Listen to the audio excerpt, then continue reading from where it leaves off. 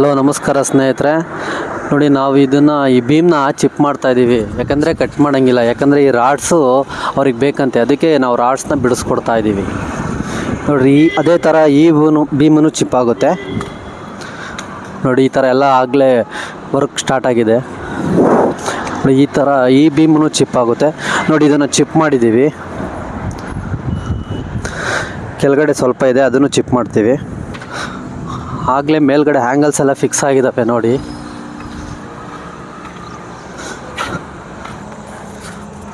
ಈ ಬೀಮ್ಸು ಹೋಗುತ್ತೆ, ಆ ಬೀಮು ಹೋಗುತ್ತೆ. ಸೊ ಯಾವುದೋ ಶೋರೂಮ್ ರೆಡಿ ಆಗ್ತಿದೆ ಇದು.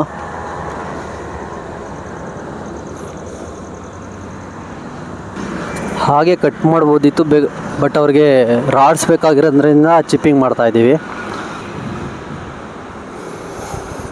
ನೋಡಿ, ಈ ಥರ ನೋಡಿ, ಬೀಮಿಂದ ಮೆಜರ್ಮೆಂಟ್ ತೊಗೊಂಡಿದ್ದಾರೆ.